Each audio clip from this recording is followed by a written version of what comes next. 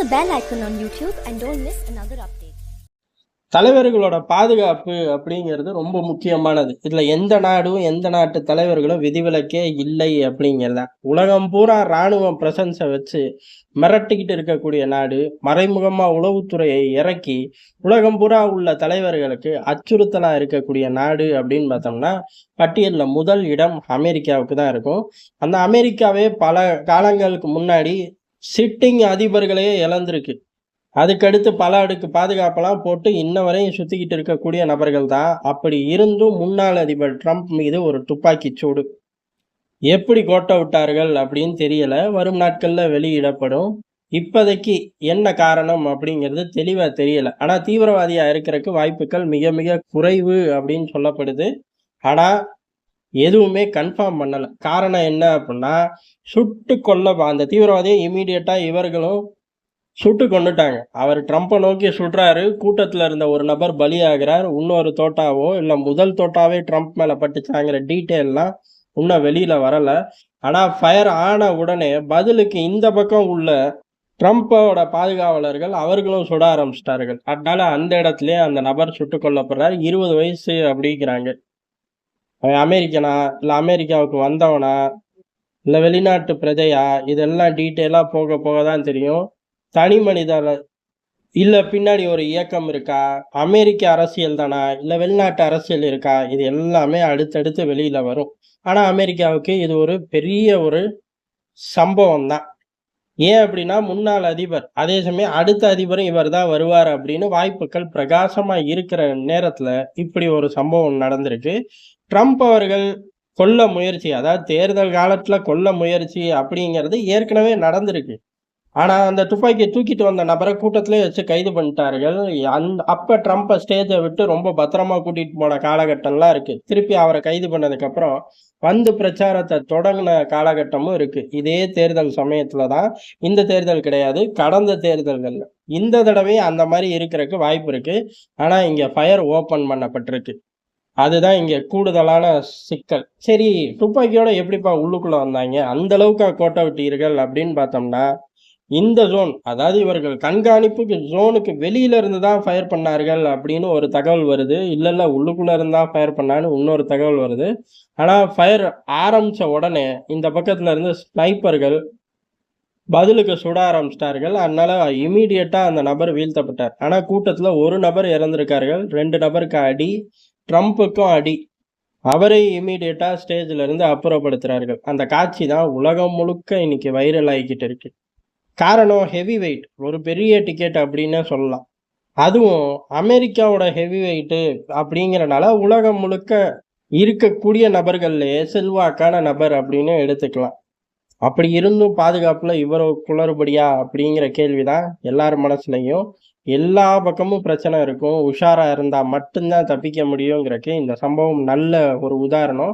அமெரிக்காவில் அவ்வளவு தீவிரமா பாதுகாப்பு இருந்தாலும் அடுத்தடுத்து வர தகவல்கள் அப்படிங்கிறது எவ்வளவு தூரம் உஷார் நிலை கம்மியா இருந்திருக்கார்கள் அப்படின்னு தெரிஞ்சு போச்சு. காரணம் என்ன அப்படின்னா, இவர்கள் அந்த ஜோனுக்கு வெளியில துப்பாக்கி எடுத்தான்னு சொன்னாலும் அடுத்தடுத்து வரக்கூடிய தகவல்கள், அடுத்தடுத்து மக்கள்களை ஒவ்வொரு ஏஜென்சியா பேட்டி காணும்போது ஒவ்வொருத்தரும் சொல்றது என்ன அப்படின்னா, அந்த மர்ம நபர் துப்பாக்கியை எடுக்கும் போதே பக்கத்துல உள்ள பாதுகாப்பு அதிகாரிகளை அலர்ட் பண்ணோம், இந்த மாதிரி கன்னை எடுக்கிறாங்க அப்படின்னு சொன்னோம்.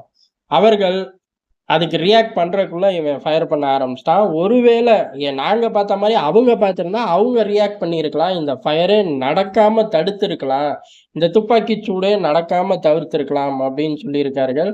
அதே மாதிரி தான் மேலே உள்ள ஷூட்டர்ஸும் அவர்களோட கண்காணிப்பு வளையத்தில் சிக்கியிருந்தா வெப்பனை எடுக்கும் போதே தட்டி தூக்கி இருக்கலாம் அப்படிங்கிறதும் வருது. இது எல்லாமே அங்கே உள்ள மக்களோட கருத்துக்கள் தான்.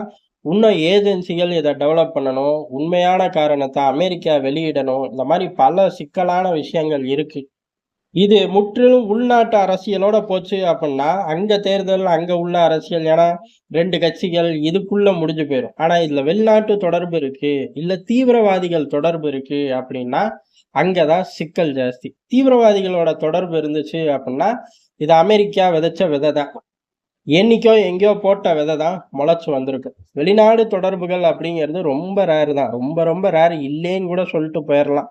ஏன்னா இப்படிப்பட்ட ரிஸ்கை எந்த பயிலும் எடுக்க போறது கிடையாது.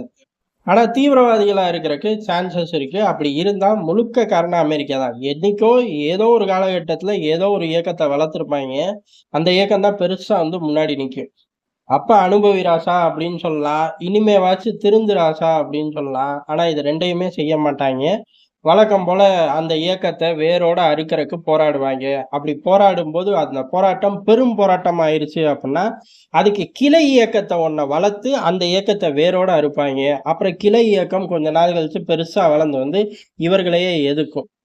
இது அமெரிக்காவோட ஜாதகம்னே சொல்லலாம். இந்த தலையெழுத்துப்படி இந்த விவகாரம் போறதுக்கு வாய்ப்பு இருக்கு. தீவிரவாதியா இருக்கும் பட்சத்துல. அதிகபட்சம் இது உள்நாட்டு குழப்பத்தோட முடிஞ்சு போயிரும். எப்படி ஜப்பானோட முன்னாள் பிரைம் மினிஸ்டர் சுடும்போது, அங்க உள்ள பிரச்சனை அப்படின்னு சொல்லி விசாரணையில வந்துச்சு. அதுக்கப்புறம் அது உள்நாட்டு பிரச்சனையாவே மாறி போயிருச்சு. அந்த மாரி இருக்கவும் அதிக வாய்ப்பு இருக்கு. ஆனா, உலகம் உஷாரா இருக்க வேண்டிய காலகட்டம். தலைவர்களோட பாதுகாப்புல பல அடுக்கு பாதுகாப்பு போட்டு செயல்பட வேண்டிய காலகட்டம். ஏன் அப்படின்னா, இந்த சமகாலத்துல ஏற்கனவே ஜப்பானோட முன்னாள் பிரைம் மினிஸ்டர உலகம் இழந்திருக்கு. ஜப்பானோட ஆளுமை மிக்க தலைவர் அப்படிங்கிற பட்டியல்ல வருவார்.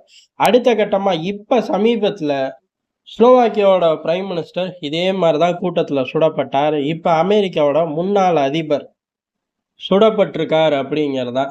இது தலைவர்களோட பாதுகாப்ப அதிகரிக்கணும். தலைவர்களோட பாதுகாப்புல இன்புட்ஸ் இருக்கோ இல்லையோ, அதாவது டேஞ்சரான இன்புட்ஸ் இருக்கோ இல்லையோ, உஷாரா இருக்க வேண்டிய காலகட்டம் அப்படிங்கிறது இப்ப நல்லாவே தெரியுது. எல்லா பக்கமும் இந்த பிரச்சனை தாறுமாறா ஓடிக்கிட்டு இருக்கு.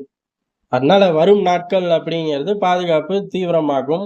அமெரிக்காவோட இன்புட்ஸும் இனிமே இத நோக்கியே வரும். ஆனா இது பூராமே லோக்கல்ல உள்ள பிரச்சனை சார்ந்து வளர்றனால இன்புட்ஸையும் தாண்டி 0 இன்புட், 0 த்ரெட் அப்படின்னாலும் உஷாரா இருக்க வேண்டியது முக்கியம் அப்படிங்கிறது எதார்த்தமான உண்மை.